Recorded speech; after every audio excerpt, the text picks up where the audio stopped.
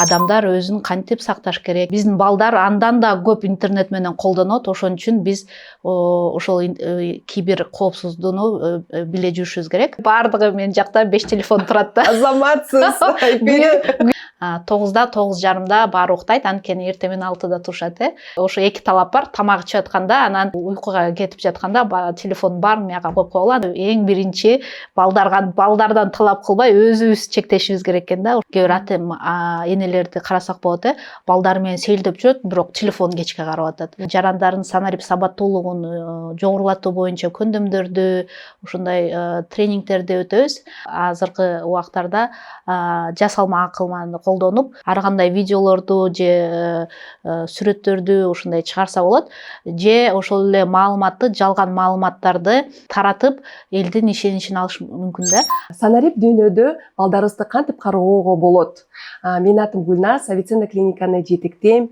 Биздин главный ден соолук подкастыбызга кош келиңиздер. Бүгүн кибер коопсуздук кантип балдарга психикалык, физикалык ден соолугуна кандай таасир эткени биздин мейманыбыз менен Айпери Бозоева менен талкуулайбыз.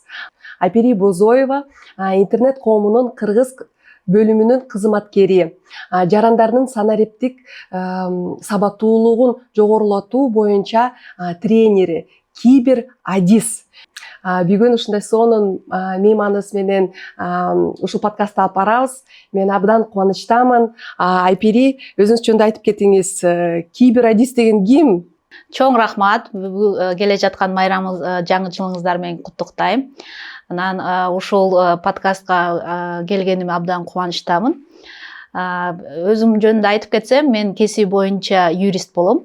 Анан Славян университетинде юрист факультетин бүткөм.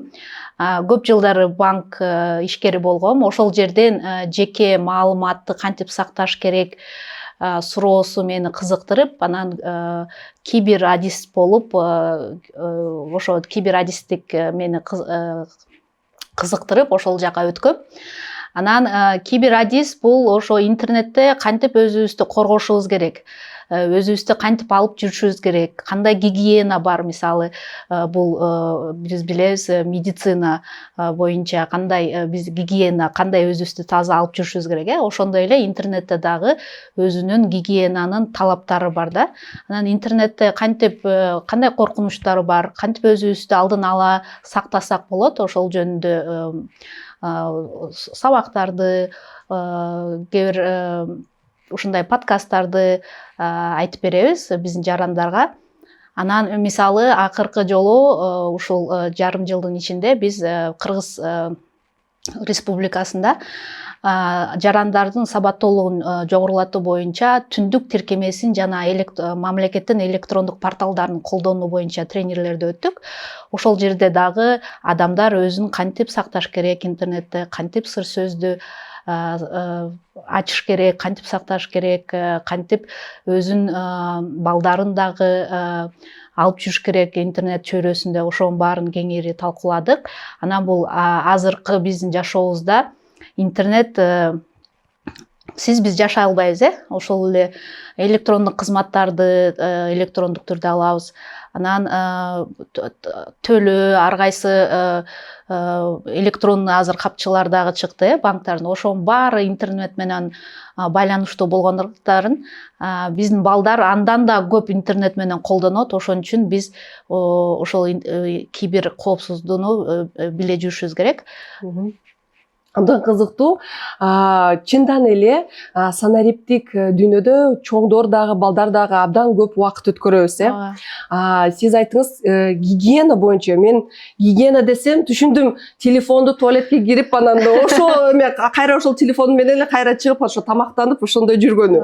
Көрсө башкача да гигиена бар экен, санариптик гигиена. Ошол жөнүндө айтып кетиңизчи, санариптик гигиена деген кандай эмне кылыш керек? Вот медициналык гигиена өзүнүн эмелери бар, мындай жолдору бар. Биринчи этап ушуну жасайсың, экинчи мындай жуйсуң колуңду, төртүнчү мынтип самын менен ушинтип жуйсуң деп, анан суу менен чайкайсың деп.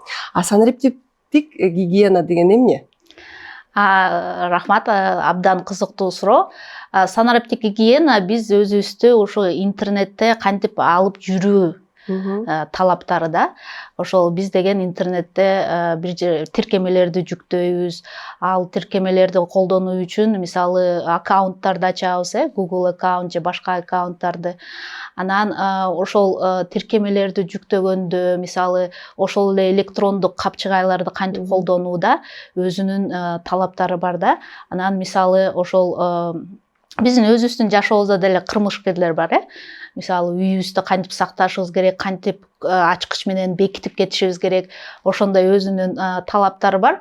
Интернетте дагы өзүбүздүн маалыматыбызды, жеке маалыматыбызды кантип колдонушубуз керек, кимдер менен бөлүшпөшүбүз керек, ошол эле аккаунт же сыр сөздөр болсо кантип сактап кайсы жерге жүктөп койсок болот.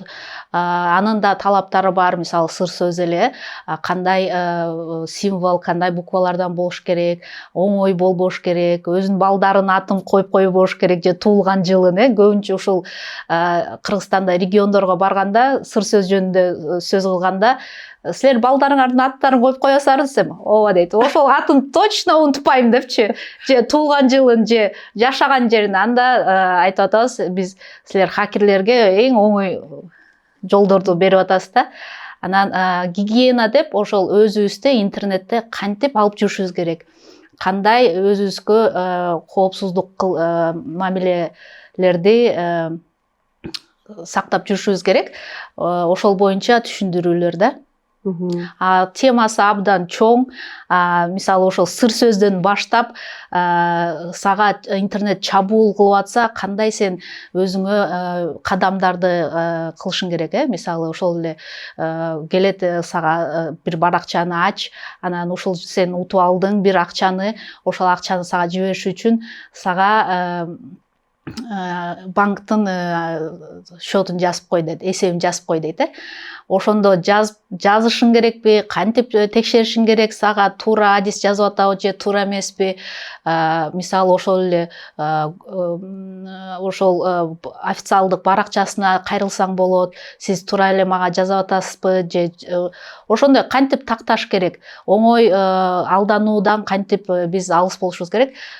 Санарип гигиена суроосу абдан чоң, анан көп тармактарда да. Сиз ошо алдамчылык жөнүндө айттыңыз, мындай каражат боюнча мындай тиркемени жөнөтүшөт, анан ошого басып кой, анан счетуңду, банк эсебиңди жазып, анан ошентип сен акчаңды банктан жоготуп аласың депчи. Бирок балдардын дагы киберзомбулук дагы бар, ошондо алар азыр вот кандай дейт, жасалма интеллект абдан өнүгүп, мисалы мен балдар менен сүйлөшөм да, силердин сүрөтүңөрдү бирөө алып алып, кийимиңерди алып салып, чечиндирип, жалаңач сыяктуу кылыпчы, анан силерди коркутушу мүмкүн депчи. Мисалы, мына момча акча бербесең, анда ошол интернетке жаратып салам депчи. Ошондо кибер коопсуздукка кирет ошосу дагы. Албетте. Бул абдан чоң коркунуч. Ошол азыркы убакта жасалма акылман, жасалма акыл биздин жашообузга активдүү түрдө кирип баштады. Ошону колдонуу боюнча биз дагы ата энелерге кеңештерди беребиз да. Мисалы ошол балдарды үйрөтүүдөн биринчи биз ата энелер менен иштешибиз керек да. Анткени ата энелер билсе, анда балдарына мындай түшүндүрүп, дос мамиле кылып, мындай айтып берсе болот да. Анан мисалы ата энелерге айтабыз, ошо өзүңөрдүн соц баракчаларыңарга, статустарыңарга балдарыңардын сүрөттөрүн койбогула, балдарыңар менен видеолорду көп койбогула, анткени ошол жасалма акылман менен интернетте кылмышкерлер ошол келбетин колдонуп же ошол видео балаңыздар менен видеолорду көрүп ошонун үнүн колдонуп, ошондой сиз айтып кеткендей ар кандай видеолорду кылып балдарды мындай буллинг кылса болот да. Анан ошол кибербуллинг деген суроо көп талкууланып келатат. Анан менин оюм боюнча ошо эң биринчи ата энелерден сабактарда мектептерде үйрөткөн адистер да болуш керек да. Ошо өзүн кантип балдар сактаса болот, ошондой чабуулдар болсо кандай кадамдарды биринчи кылыш керек. Мисалы ата энесине айтыш керек, же ата энеси алыс жерде болсо өзүнүн чоң ата чоң апасына же эжейлерине, агайларына кимден жардам сураса болот, коркпош керек. Ошонун баарын түшүндүрүп, анан бул психология жактан дагы карасак болот. Анан түшүндүрүү жолдордор да карасак болот да. Мен ойлойм бул ошол абдан оор маселе деп ойлойм, анткени балдар дагы ошо ишениш керек да чоңдорго, ата энесине. Ата энеси мен ойлойм дайыма урушуп турса эле анан ачыла албайт да, мынтип айта албайт ушундай болуп атат депчи. Ошондой же мектепте, же үйдө болсо, ошондой ишенимдүү киши болсо, ошого айтып берсе, ушундай болуп атат, момундай кибербуллинг болуп атат. Анысы дагы түшүнүш керек да, аны дагы көп чоңдор да билбесе кантип жардам бере алышат да ошо.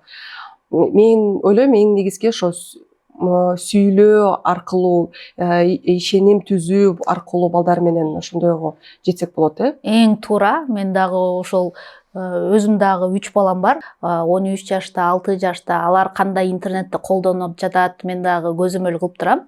Анан акыркы күндөрү өзүм ушундай чечимге келдим да.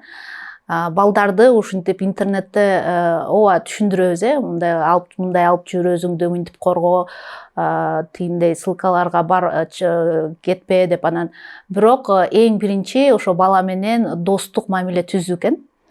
Ал кайсы оюндар менен ойноп атат, кайсы ошол оюндун персонаждары бар, анан ошо кызык болуп ошол оюнду ойноп атса, сен дагы түшүнүп эмне жөнүндө суроо болуп атканын, анан ошо достук мамиле менен балдар сага ачыла алат экен да. Анан жанакындай родительский контроль деген бар. Ошо сен болду 1 саат өттү, көрбөйсүң, жарым саат бүгүн телефондо, интернетте отурдуң, болду деп мындай чектерди кое бербестен, мындай жакын мамиле, дос катары мамиле кылсаң, эгерде ошо балдарга ушундай кибербуллинг же фишинг, ушундай чабуулдар болсо интернетте, анда биринчи ошол досуна, сен ата энеңе келет деп ошо чечимге келдим да.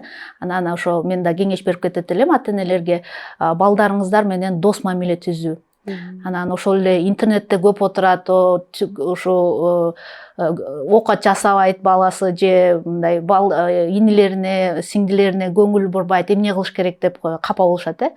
Ошо дос болуп, ошол эле чогуу убакыт өткөрүү, мисалы тоого чыгып, же койродо футбол ойноп, баскетбол ойноп, чүкө ойноп, мисалы, же ушундай ар кандай оюндар болсо, чогуу үйдө отуруп ойносоң, ошолор менен убакыт коротсоң, бул ошо интернетти азыраак колдонууга мүмкүнчүлүк түзөт да балдаргачы. Ооба, мен дагы ошо балдарым бар, ошо мен кээде коркуп кетем да, балдарым телефонду алып эле, биз эмне өзүбүзгө жеңил болсун деп кээде телефон берип коебуз балдарга, отур бер деп. Анан биз өзүбүз меймандар менен отуруп чай иче беребиз, шашпай, балдары биздин тынчыбызды албасын деп. Анан балдар алып эле, анан телефондо жана Reels, TikToктор бар, анын эмеси, функциясы мындай эле үстү жака айлантып койсоң, өйдө көтөрүп элечи, ошентип отура бересиң. Анан кээде ушинтип айлантып көрүп атканда, кээде абдан зомбулук же кандай насильственный видеолор болот да. Бирөөсүн уруп атат, бирөөсү өлтүрүп атат, бир нерсе болуп атат, кызыл бир нерсе, кан же бир нерсе көрсөтүпчү. Ошонун баары настройкасы менен кантип биз регулировать этсек болот да, ошону сиз айттыңыз, родительский контроль деп. Кантип биз настройканы кылсак болот? Мисалы, жалаң эле мындай жакшы мультиктер деп. Биз ошо ата эне кантип көзөмөл кылыш керек, өзүнчө тиркемелери бар атайын. Ар бир компания, мисалы ошол эле Google, Microsoft, Kaspersky, жана башка дагы IT чөйрөдөгү компаниялар өзлөрүнүн тиркемелерин иштеп чыккан да. Алар акылуулар бар, төлөп жүктөп алсаң болот. Анан акысыз да тиркемелер бар да. Мисалы мен өзүмдүн жеке жашымда Family Link тиркемесин колдоном. Анан ар бир баламдын телефону бар, анткени алар чоң. Анан сабактан келдиби, сабактан келген жокпу, мен байланыш болуш үчүн кээ бирөө сабактарды дагы телефон аркылуу жасашат. Алардын телефондору бар. Анан мен аларды ошол Family Link тиркемесине коштум. Балдарымдын телефондоруна жүктөдүм ошол Family Link тиркемени. Ал Android'да дагы, iPhone'да дагы бар. иштей берди. Ооба. Акысыз. Акысыз. Ага окшогон акысыз көп ошол эле Play Market же Apple Store'да ачса, кимдин телефону кандай болсо, ошо ата-эне көзөмөл кылуу тиркемелери десе, ал өзү эле сизге ар кандай тиркемелерди көрсөтөт. Анан сиз каалаганын тандап аласыз. Бир экөөнү колдонуп көрсөңүз болот. Анан кайсынысы жакканын тандап алсаңыз болот, Анан мисалы мен жеке жашымда ошо Family Link'ти колдоном. Анан 13 жаштагы балама анын чектөөлөрү башкача. Ал көбүрөөк интернетти колдонсо болот. Анан кайсы соц барактарга колдонсо болот. Анан мен өзүм ошол чектөөлөрдү киргизип коем да. Кайсы сайттарга кирсе болбойт. Мисалы өзүнүн жаштары бар да, 18+ же 13+, ошол кайсы баракчаларга кирсе болот.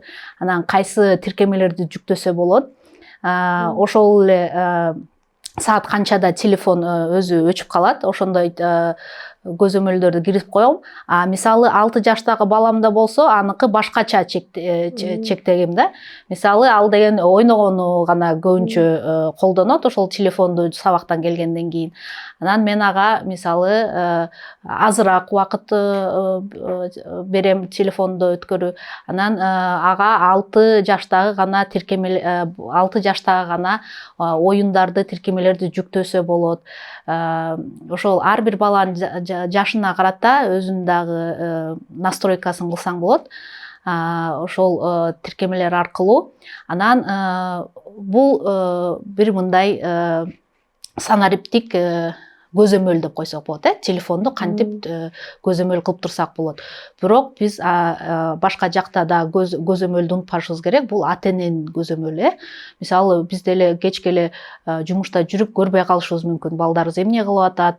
Ошон үчүн балдардын убагын мындай жакшы иштерге коротконго аракет кылышыбыз керек да. Мисалы ошол эле спортко барышын же түштөн кийин мисалы үйдө сабактан кийин келип үйдө отурбастан кандай кружокторго кошуп койсок болот. Ошо убактысын көбүнчө же спорт, кружок, хобби, бий болобу, футбол болобу же мисалы робототехника болобу, көбүрөөк ошол үйдө эмес, телефонда эмес, компьютерде эмес, көбүнчө ушундай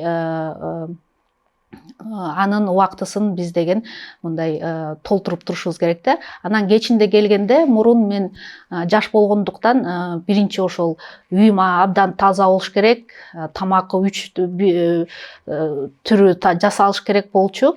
Азыркы убакта болсо түшүнөм, кечинде келгенде бир эле тамак болсо, үйүм чачык болсо дагы, бирок ошо балдар менен убакыт бөлүү, алар менен сүйлөшүү, алар менен чогуу сейилдеп келүү же чогуу велосипед тээп келип, анткени мен аны кылбасам, балдар албетте өзлөрү телефону же компьютерго ойноп убактысын өткөргүсү келет да.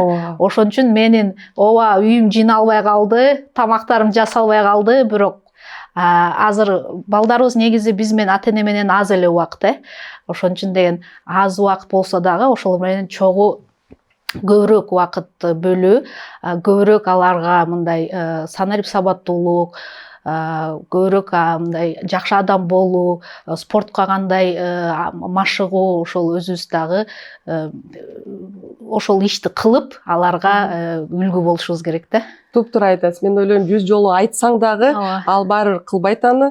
Сен өзүңдүн жашооң менен, мисалың менен ошону жасасаң, ошондо балаң ошо сени көрүп өзгөрүлөт деп ойлойм. Ошо өзүң урушасың балаңды, ай эмне телефондо көп отурасың, өзүң ошол убакта телефонду көрүп отурасың. Инстаграм же Фейсбукта. Ооба. Ошону мен ойлойм, ошо балдарды чектелсек, өзүң да чектешиң керек депчи, телефон убактыңды. Китеп оку десең, анда өзүң да башташың керек, китеп окуп, ошо менен көрсөтүп, мисал келтирип, эмне үчүн ойлойсуз балдар өзгөчө назик болот депчи, өзгөчө санарип дүйнөдө, алардын психикалык ден соолугу назик, кантип ошол санариптик дүйнө кээ бир коопсуздук таасир этет балдарга? Мисалы биз азыр ошо интернет, компьютер, телефон колдонгон балдар жөнүндө сөз алып барсак, алар деген мисалы соц тармактарда катталган, анан деген ошол соц баракчаларда алар мындай бир блогерлерге катталышат, же бир жылдыздарга катталышат, анан алар ошол идеалдуу жашоону, идеалдуу картинаны көрүшөт да. Анан өзү мындай бир кемчилик өзүндө бир кемчиликтерди издей башташы мүмкүн да. Анан мисалы өзүн өзү фильтр менен тартып, мен анча сулуу эмес окшойм, анча мындай кооз эмес окшойм, же чачым анча жакшы сулуу эмес окшойт, же кирпиктерим кичире узун эмес окшойт деп фильтр менен колдонуп, фильтр менен сүрөткө тартып, өзүнөн уялып, мындай ошо идеалдуу соц баракчада жашоолорду көрүп, адамдар да ошондой турбайбы деп өзүн мындай кемсизденип башташы мүмкүн да. Ошон үчүн биз балдарга да түшүндүрүшүбүз керек. Алар дагы өзү ой жүгүртүү, аң сезими ошого даяр болуш керек да. Анткени сен деген ошол соц тармактагы баракчалардагы идеалдуу жашоого ишенбе. Анткени алар деген ошол идеалдуу картинаны сага көрсөтүшү мүмкүн, бирок өзүнүн жашоосунда тескеринче болушу мүмкүн. Анан мисалы биз ооба ошол жетишкендигин көрүп атабыз, бирок ал ошол жолун көргөн жокпуз, кандай кыйынчылыктар болду. Ошо балдарга түшүндүрүшүбүз керек да. Мисалы сиз көрүп жатсаңыз, ошо балдарыңыз көбүнчө кызыңыз мисалы, менде кызым бар, ошо фильтр менен көбүнчө өзүн фильтр менен тартабы же өзүнөн уялбайбы? Анан сен сулуусуң, эң сулуусуң деп кыздарыбыздын өзүнө болгон ишеничин мындай жогорулуп турушубуз керек да. Анан деген сен эң сулуусуң, сен сага эч ким жетпейт, сен карачы кирпиктериң кандай сонун деп, анан ал өзүнөн уялбай, мындай өзүнө ишенген адам болуш керек да. Мен ойлойм, сиз сонун ушундай кеңеш бердиңиз. Мен да кызым бар, ошо азыр чоңойтом, сен принцессасың, абдан сулуусуң депчи. Анан ошол чындан эле өзүңдө мындай неуверенный деп коет, өзүңдө мындай ишенбейсиң, өзүңө ишенбесең, чындан эле да кантип анан чоңойгондо жашоого кантип жашоону карайсың депчи. Көбүнчө чындан эле кыздары азыр мен ушундай толук болуп кеттим деп, анан анорексия башталады, булимия деген оорулар кирет. Ошол оору болгондо, мындай эң жеңилдери болсо бул депрессия, өзүңдү жаман көрүү, ошолор чындан эле сонун кеңеш айтып кеттиңиз. Балдарды биринчиден мактап, колдоп, экинчиден чындан эле карап туруш керек. Эмнеге сен эме фильтр менен өзүңдү тартып атасың сүрөткө депчи. Кел өзүңдү чындан бетиң менен тарткын депчи. Анан анын оюн пикирин угуп, мүмкүн ал жөн эле мода деп, мүмкүн чындан эле уялат ичинен. Ошолор чындан эле сиз айткандай дос мамиле болуп, сүйлөшүп, балдар менен мамиле түзүш керек деп. Ооба, психикалык тараптан абдан чоң ушу интернет өзүнүн изин калтырат. Ошол жерден өзүн ондай кандай сезиш керек, кандай сезип атат. Биз деле кээ бирде чоңдор деле болот, мындай бирөөнүн соц тармактарын карап, ой ушул абдан кооз экен кыз, же фигурасы жакшы экен, мындай денеси, түзүлүшү жакшы экен деп өзүбүздү мындай кемсинденип калабыз да.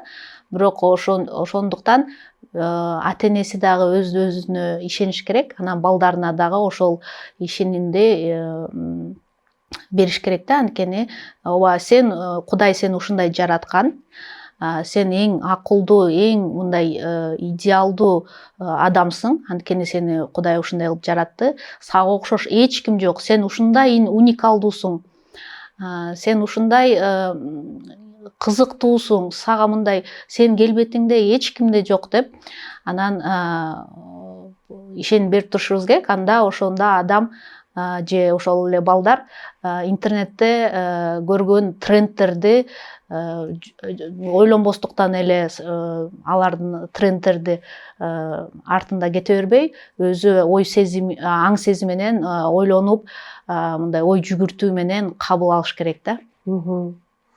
Эми мен башка да темага буруп кетейин деп атам. Көз карандык боюнча, интернеттин көз карандык. Балдар ушунча канча мүнөт кирип кетишет. Мисалы, жакында мен экинчи балама көзү жаман болуп кетти деп окулистке барып, ал ошо 20 мүнөттөн ашпаш керек деп берди да, убактысынчы. Ошол только жалаң гана мектептин сабактарын кылганга боюнча эле 20 мүнөттөн ашпаш керек депчи. Мен дагы бир нерсени уктум, ошо көп түстөгү видеолор дагы зыян келтирет экен. Көзгө, мээге, ошо кызыл, жашыл, фиолетовый ушундай көп түстүү, анан ачык түстүү ошондойлор көп зыян берет экен.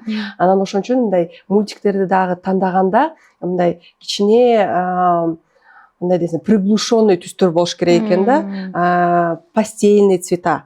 Ошондой түстөр жакшы, жагымдуу болот экен да көзгө.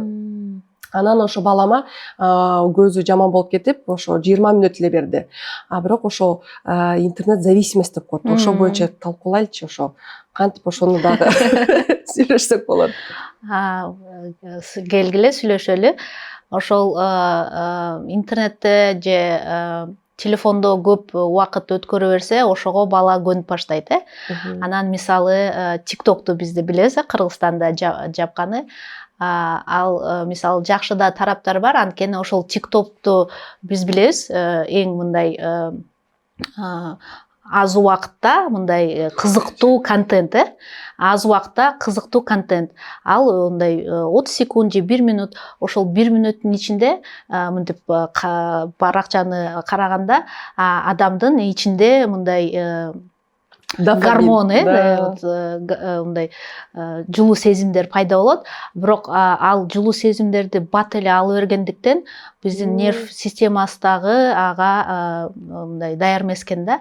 Аны мисалы биз кандай болчу мурун, бир китепти окуп, анан абдан кызыктуу жеринде ошондой дофаминди алыш, ошо гормонду алчу.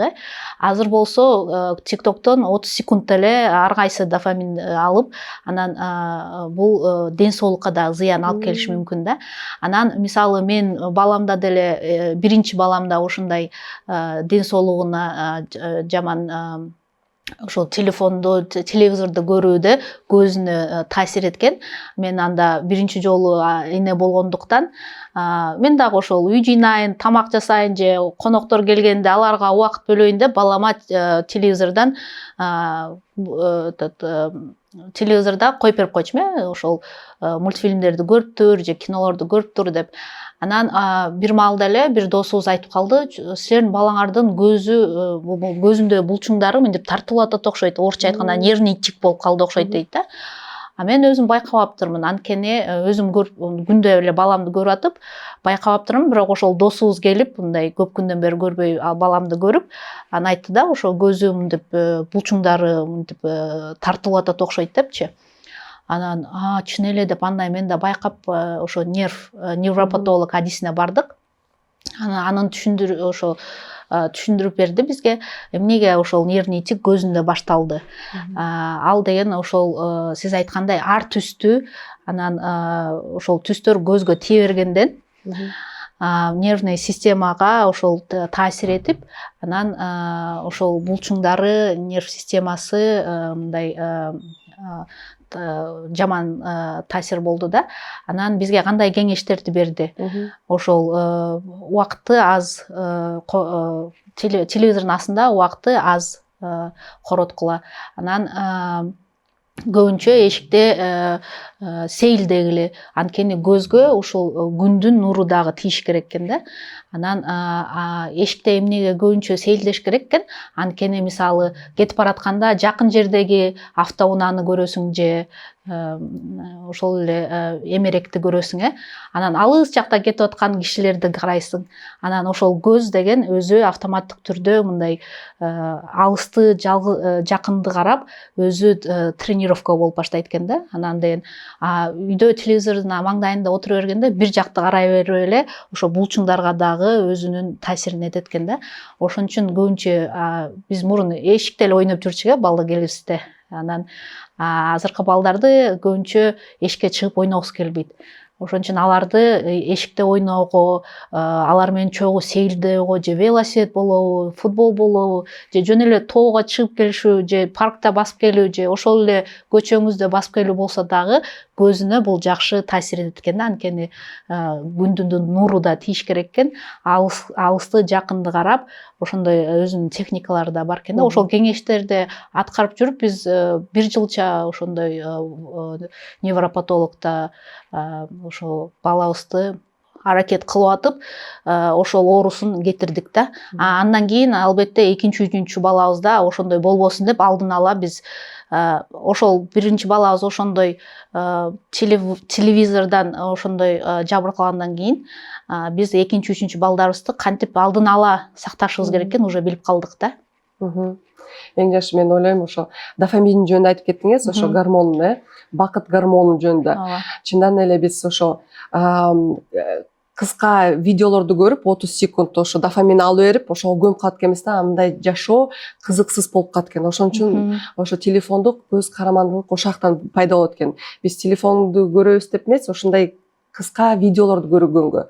Ошондуктан ойлойм мен ошо кеңеш дагы узунураак мультфильмдерди койгонго, көргөнгө же видеолорду көргөнгө кеңеш берет элем да. Анткени алардын сюжетный линиясы бар, кичине башын айтып берет, анан аягындагы мындай кыска видеолордо 30 секунд эч нерсеси жок, ошол дофаминди берип, анан жашоодо дагы мындай кызыксыз болуп калат да. Балдар эмне анан келип алып айтат го, бир жакка келип алып, мне скучно, дайте мне телефон деп элечи. Кызыксыз депчи. Ошондуктан чындан эле биз балдарыбызды үйрөтүшүбүз керек, мен ойлойм. Ошо кызыксыз жашоодо чындан эле биз кичинекей кезибизде өзүбүздө эле алып эле курчак жасап эле бир нерселерден, анан машинка сыяктуу болуп эле ойноп эле өзүбүзгө ушундай дүйнө кылып алчык эле да, оюнга шарт кылчык. Азыр балдар чындан эле мынтип жалкоолонуп, анткени кыска бат дофамин алганга телефондор бар, анан мындай эч нерсе ойлоп тапканга кереги жок дегендей. Туура. Мен да сиз менен макулмун. Биз да ошону байкап жүрөбүз. Мисалы тиги жума күнү эле биздин үй бүлөдө ушундай кызык окуя болду. Ошо 6 жаштагы балам абдан ыйлап атыптыр да. Кечинде өзүнүн бөлмөсүндө ыйлап атыптыр. Анан мен абдан эне болгондуктан жүрөгүм түшүп кетти, эмне болуп кетти, жаман бир нерсе болуп келди го деп. Анан эмне болду десем, айтпайт. Анан сен улуу байкең, эжең уруштубу, эмне болду, там сабактарыңда бир нерсе болдубу, капа болуп атасың, эмне болду деп кечке жарым саат сурасам да айтпайт, ыйлап атат токтобойчу. Анан мен да өзүм жүрөгүм абдан түшүп катуу стресс болдум да. Анан аты Султан айтып берчи мага эмне болду, экөөбүз чогуу аны жеңебиз, эмне ушинтип алдап атып, анан ушу мен жүрөгүм уже жерде жатат. Анан мен ошо ойноп жатып, Майнкрафт ойноп аткам, ошондо ойноп атып, менин өзүмдүн ошо герой экен, ошону бирөө чабуул кылып өлтүрүп салды дейт.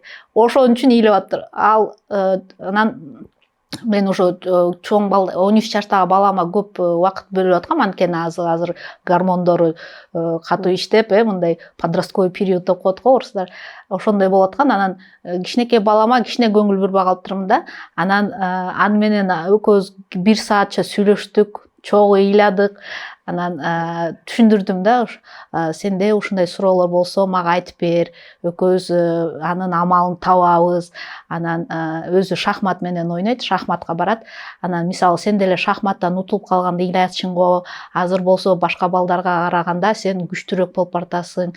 Кээ бирде ал жерден деле утулуп калып атпайсыңбы? Ал жерден деле ыйлап атасың, бирок сен аны токтотпой, күн алыс кайра шахмат сабагына барып, ал үйрөнүп өзүңдүн мындай деңгээлиңди көтөрүп атасың.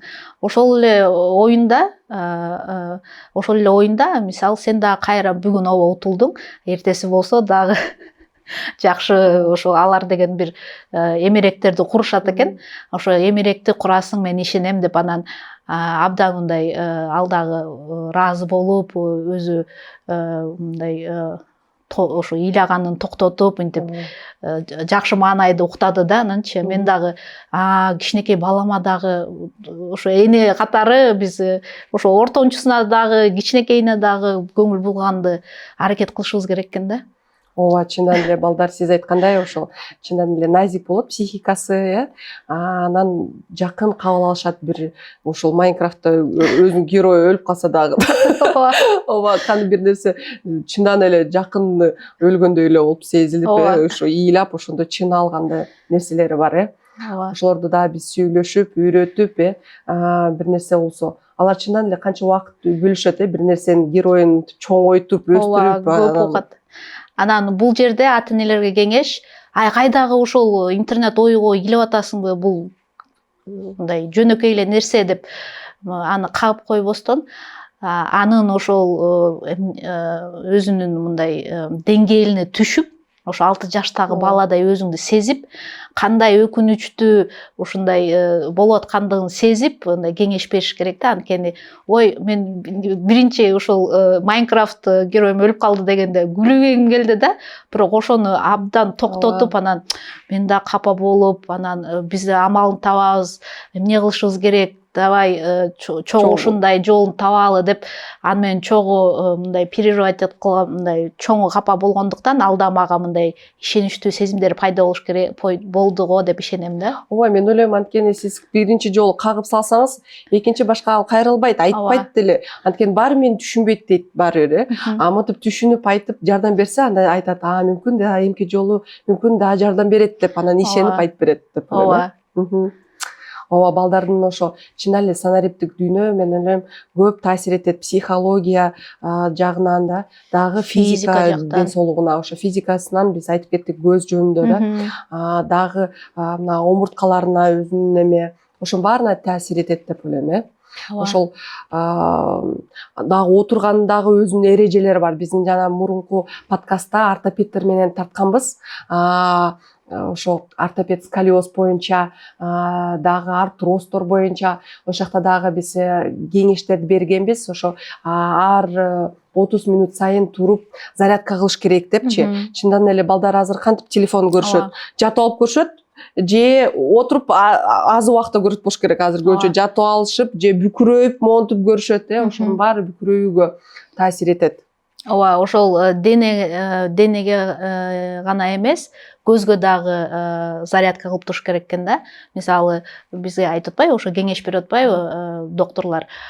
Мисалы бала 30 мүнөт же 1 сааттын ичинде гана телефондо же интернетте убактысын коротсо болот. Бирок бул деген ошол 1 саат десе, 1 саат тынбай көрүү эмес.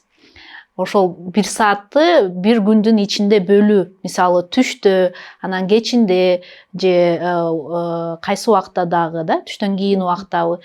Анан ошону бөлүп, анан мисалы ошол жарым саат сен бөлбөй ойнойн дедиң бир оюнду. Ошол убакыттын ичинде сен да көзүңө кандай мындай зарядкалар кылышың керек. Алысты карап, өйдөнү карап, ылдыйды карап, ачып жумуп, булчуңдарды мынтип бошотуп, анан сиз айткандай жанакындай туруп, денеге бир сыйра зарядка кылып, анан отуруп, булчуңдарды ушинтип жумшартып туруш керек экен да. ооба көз жөнүндө айтып кеткенде дагы түнчүндө көрбөш керек светтер өчүрүп анан экран болсо абдан жарык болсо ал дагы көп таасир этет. Ошо экранды кээ бирде ушунчалык болуп атса, мисалы свет өчүп калып сабак жасаш керек дегенде мисалы автонастройка кылып ошондо анча жарыкта көрбөй телефонду, ошондой да кеңештер бар экен. Ооба. Биздин өзүмдүн жеке жашоомдогу кеңештер менен бөлүп кетсем болот. Бизде эле ошо 3 балабыз бар. Анан ата эне катары биз өзүбүздүн мындай талаптарыбыз бар да. Мисалы, биз кечинде тамак чогуу жеп жатканда үйдө болобу же бир жака кафеге барып тамактанып атабызбы? Байкап көрдүңүздөр беле? Ошол эле кафе же бир жактарга барсаң, бир үй бүлө отурат же достор отурат, бирок көбүнчөсү телефондорун кармап отурушат. Анан ден бизде ошол бир жака эмерекке киргенде, бир жакта чогуу тамактануу болуп жатканда, биякта кичине авторитардык режимдагы иштеп кетип атат. Бардык телефондоруңарды биз бешөөбүз, бардык 5 телефон тең бияка коюп койгула. Анан азыр биз бир жака столго отурганда же тамак ичерде бардыгы мен жакта 5 телефон турат да. Азаматсыз. Күйөөмдүкү дагы, балдарымдыкы дагы, өзүмдүкү дагы ушул жерде турат, сол жакта. Анан биз айтабыз да, ошо күндүз өзүбүздү көргөн жокпуз. Жарым саат, 1 саат тамактануу болсо дагы чогуу биз бири-бирибиз менен сүйлөшөлү. Анан ооба ошол тамак ичип бүткөндөн кийин балам, мисалы 13 жаштагы балам, ооба барып сен ошол 40 мүнөт өзүңдүн оюңду ойносоң болот. Биз шахматка барабыз. Шахматтан келгенден кийин кечинде 8-де айтам ошо тамактануудан кийин ооба ойно. Анткени ал достору менен дагы бир кадамда болуш керек да. Алар менен бир кызыкчылыктар бар, алардан да калбаш керек. Анан кечинде дагы бизде режим 9-да 9:30 баары уктайт, анткени эртең менен 6-да турушат. Кечинде мен жака 4 телефонду коюп койгула. Анан бир досум айтып берген, мен да ушинтип кызымдын телефонун чогултчумун дейт. Анан азыр балдарымда суроо болбойт. Эмнеге 9:30 телефондорду мен алам? Анткени алар уже көмүп калды, биздин ал талап. Кайсы бизде ошол коридордо бир жер бар, ошол жерге баары коюп коет. Анан досум айтып аткан, мен ошо кызымдын телефонун кечинде алып койдум, эрте жатып атат, бирок эртеси ошо байкап жүрөм, мында уйкусу келип атат деп. Ал болсо, кызы болсо өзүнүн бөлмөсүндө ата энелер уктаганда компьютерин сайып алып планшет менен көрчүкөн да. Ата энеси жыргап, биз телефон алып койдук деп мындай өзүн жакшы сезишкен. Бизде ошон үчүн мындай байкап турушубуз керек да. Мисалы уйкусу келип атабы, кандай өзүн алып жүрөт, мындай биз ата энелер, энелер баланын көз карашынан эле билебиз, бир нерсе болуп аткан. Ошо көзөмөлдөп мындай көңүл буруп турушубуз керек да аларгачы. Анан ушундай талап, билбейм, бул авторитардык режим болуп атабы же жакшыбы билбейм, бирок ошо эки талап бар. Тамак ичип атканда, анан кечки уйкуга кетип жатканда телефон бар, мияка коюп койгула. Анткени сиз айткандай жатаарда телефонду көрсө, жанакы видеолорду көрүп жатканда көздөрүнө ошол таасир этип, ошол көк экрандар таасир этип, анан уйку да качып кетиши мүмкүн. Бизде эле чоңдор деле өзүбүз көрөбүз го. Мисалы менде деле ошондой болгондо, эмнеге мен азыр телефонду 9:30 өзүм дагы ошол коридордогу кутчага коюп коем? Анткени мен дагы байкашым боюнча өзүмдө уйку кетип баштады да. Кечинде жатып алып телефонду көрөсүң, анан уйку качып кетет, анан уктай албай эртеси кыйналасың. Ал дагы ошол депрессияга алып келет, бессонница деп коет, уктабагандыкы. Анан стресс, жумушуңда өзүңдүн иштеген мындай албетте түшөт, иштечү убактысы дагы мындай азаят, анан өзүңдү сергек сезбей каласың. Ошон үчүн билбейм, сиздин үй бүлөдө кандай? Уйку жөнүндө биз подкаст тартканбыз. Эң популярдуу азыр ошол подкаст. Баарыңарга сунуштайм, ошол подкастты көргөнүз уйку боюнча. Чындан эле уйку эң негизгиси, мен ойлойм. Көп ооруларды уйку жок болсо алып келет.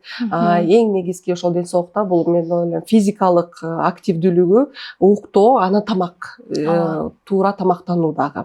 Ошо 3 нерсе. Сиз эң сонун кеңеш бердиңиз. Эми бизде үйдө авторитет киргизем болушу керек.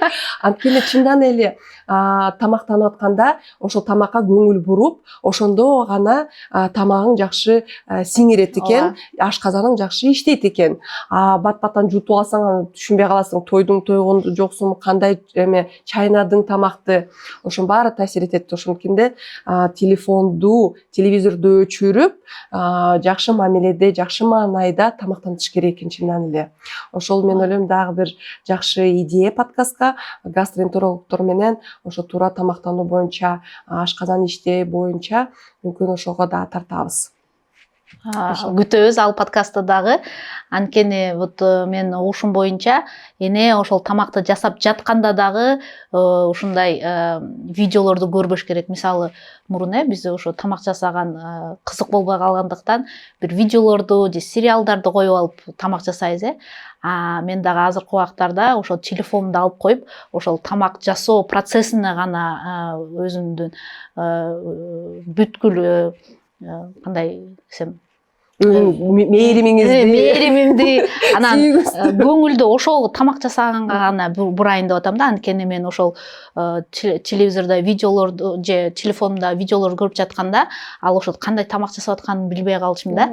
Анан деген ошол анткени биз ошол кандай маанайда, кандай өзүбүздүн жакшы каалоолор менен тамак жасасак, ал балдарыбыз гана эмес, үй бүлөбүздүн баары ошол энергия менен өзү тамактанат экен да. Анан жакшы энергия менен тамак жасап, жакшы маанайда жасасаң, анда үй бүлөң дагы ошол ал акыбалы, мындай энергетикасы да жакшы болот экен да. Ошон үчүн биз аялдар телефонду дагы эң биринчи балдардан талап кылбай өзүбүз чектешибиз керек экен да. Ошол эле тамак жасоо болобу же мындай кандай процесс болобу, мисалы балдар менен убакыт бөлүү болобу, кээ бир ата энелерди карасак болот, балдар менен сейилдеп жүрөт, бирок телефон кечке карап атат. Телефонуңду коюп ошол 100% өзүңдүн көңүлүңдү ошо бала гана бурушуң керек экен да.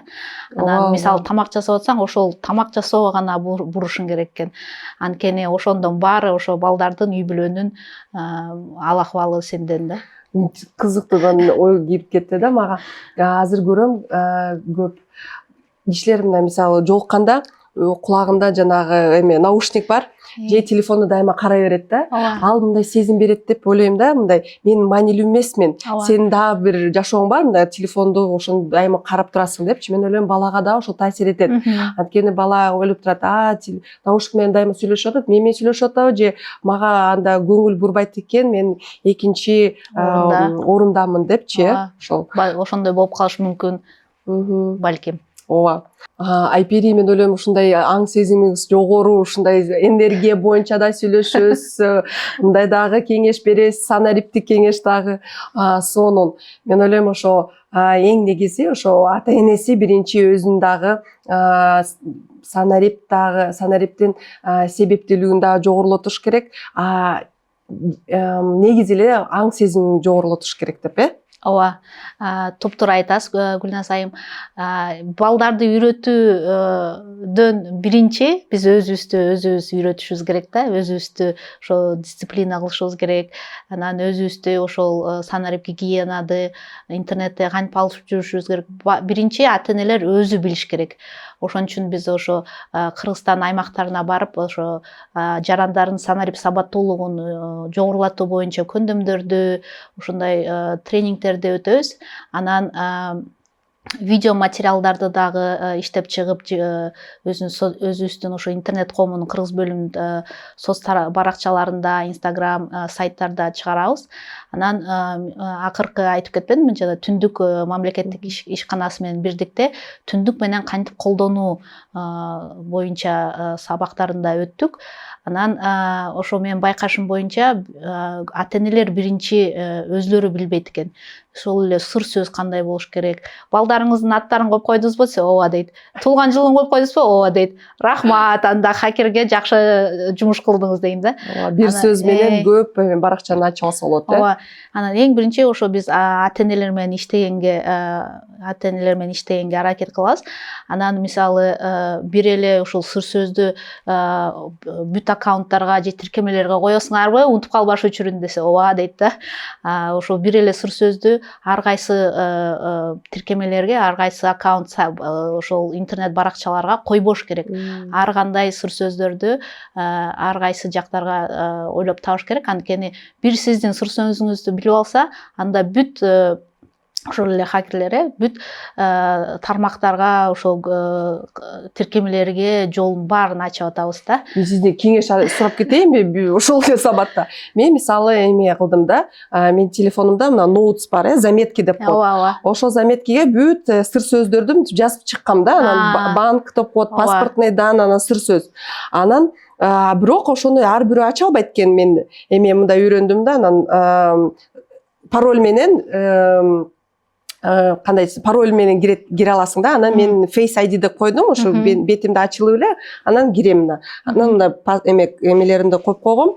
Анан ошол жакта парольдор. Ошол туурабы же андай туура эмеспи? Бул ошол биз мурун кичине азыркы убакта ошол парольдорду сакташ үчүн атайын тиркемелери бар да. Мисалы, мыякта мен деген мындай тиркемем бар, мындай пароли деп турат орусча эле. Анан бул деле ошо IT тармактагы компаниялардын ар кандай тиркемелери бар, акылуу, акысыз дагы. Ошол тиркемеге сактаны мен чакырат элем. Анткени бул телефонуңузду жогото алсаңыз, мисалы, же ушул эле телефонуңузду взлом кылса, анда жанагы жазып жаткан заметкини деле ачып окуп алат да. Ошол Google аккаунтуңузду ачып алса хакер, анда заметки, ошол эле видео, фотонун баарына доступ алат да. Ошон үчүн жанагы парольдорду сактаган тиркемесин колдонсоңуз, ал деген ар бир ошол соц баракчага, ар бир тиркемеге кандай пароль башка ачкыла деп атпаймынбы? Ошону ар кандай парольдорду сактайт. Өзү эле автомат. Ооба, мисалы Facebook'a сен ушундай пароль, Instagram'га ушул пароль, М-банкты колдонууда ушул пароль, Optima'ны, Демирбанкты электрондук капчаны колдонууда ушул пароль деп өзү сактап турат да. Анан мисалы сен киргизерде өзү деле ошо киргизип берет да. Мисалы унутуп калсаң ошол жерден карасаң болот. Анан ошол телефондогу заметкеге сактабай ушундай атайын тиркемелер бар да. Ошол жака сактагыла деп чакырат элек. Анан ошо айтып кетүүчү нерсе, ата энелер биринчи ошол интернетте кантип өзүбүздү алып жүрүшүбүз керек, билишибиз керек, анан балдарыбызга түшүндүрүп беришибиз керек. Албетте балдар бизден биринчи бат эле үйрөнүп алат. Мисалы эле ошол CapCut тиркемеси. Мен деген ошо менен жакшы колдонгонду билбейм. Видеолорду, сүрөттөрдү мындай кылып reels кылганды жакшы билбейм. Мен кызымдан ошо кеңеш сурайм, анан мага жасап берчи деп. Ал мени үйрөтөт да. Анан мен ошол өзүмдү мындай сезип, кичине мен биринчи ошону үйрөнүшүм керек деп өзүм дагы өзүмө ошондой максат коюп атам да. Анткени балдар бизден биринчи кетсе, анда биз алар бизди көзөмөлдөйбү же биз аларды көзөмөлдөйбүзбү болуп атат. Балдардан да үйрөнүшүбүз керек да, көп нерседен тескери. Дагы мен айтайын дедим элем, жанагы видеолорду мен ойлойм көрүп атканда дайыма суроо бериш керек өзүңүзгө. Бул туурабы, чынбы же чын эмеспи депчи. Жөн эле ишене бербей. Көп нерсе вот балдар апам момундай экен, анан моусу момундай экен деп келет. Анан мен дайыма ойлойм да, бул туура экен, сен ошону текшердиңби? Дагы башка тармактардан депчи. Анан ойлоп калат, чын эле депчи. Анан көп чоңдор да чын эле да. Азыр интернетте бир жарнама болгондо ишенип эле ошондой болуптур дейт да. Анан анысы болбогон да мүмкүн экен да. Вот интернетте маалыматты текшерүүнү дагы билишибиз керек. Анткени сиз айткандай жана азыркы убактарда жасалма акылманы колдонуп, өзүңдүн эле мисалы менин айперинин келбетин, менин үнүмдү колдонуп, ар кандай видеолорду же сүрөттөрдү ушундай чыгарса болот. Же ошол эле маалыматты, жалган маалыматтарды таратып элдин ишеничин алыш мүмкүн да. Анан ошон үчүн деген биз деген ошол эле Википедия, биз интернет баракчасы бар. Ага ар бир адам өзүнүн өзгөртүүлөрүн киргизиши мүмкүн. Ошон үчүн ошол эле Википедиядан окудум деп айтпастан, биз ошол Википедияны башка адамдар дагы өзгөртүү кылып коюшу мүмкүнүн аң сезибизге тутуп анализ кылышыбыз керек. Анан дагы башка жактардан да текшерип, мисалы азыр көбүнчө адамдар чат GPT колдонуп баштады, ошол жасалма акылманды. Ал жактан мисалы мага бул суроо боюнча маалымат бер дейт. Ошондо дагы биз ага ишенбешибиз керек, анткени ал деген ар бир өлкөгө дагы өзүнчө маалыматты берет экен. Мисалы биз деген өнүгүп жаткан өлкөлөргө киребиз, өнүккөн өлкөлөргө ал башкача өзүнүн маалыматын берет экен. Бизди мындай буларга болот дегенсип башкача маалымат берип коюшу мүмкүн экен да. Ошон үчүн биз ооба аны менен колдонсок болот, бирок экинчи ирет аны текшеришибиз керек. Анан мындай анализ кылып, башка соц баракчалардан дагы текшерип турушубуз керек экен да. Анткени ошол чат GPTден мен да өзүм көрдүм, көп өзгөртүүлөрдү киргизип коет экен да. Өзү эле ойлонуп эле, ушундай болуш керек деп деле, анан ошо Кыргызстанга, ошо Айпериге ушул маалымат болот деп жиберип коет экен да. Мисалы ошол эле Америкада туруп ошол суроону берсе, ал башкача анализ кылып берет экен да. Эң кызыктуу. Мен ойлойм, бүгүн кибер коопсуздук боюнча балдарга ден соолугуна кандай таасир эткенин да тышкары көп нерсе жөнүндө да талкууладык. Эң кызыктуу болду. Чоң рахмат сизге, Айпери, бүгүнкү подкастыбызга. Рахмат, Гүлназ айым. Мага дагы сиздин подкасттардын ар бирин чыдамсыздык менен күтөм.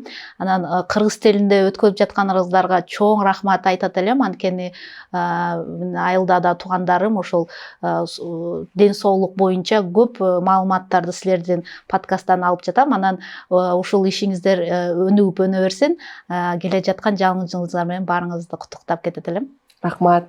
Биздин подкаст менен бөлүшүңүздөр, көргүлө, комментарий жазгыла. Биз силердин комментариңарды дагы жаңы подписчиктерди күтөбүз. Чоң рахмат. Рахмат, жакшы алыңыздар.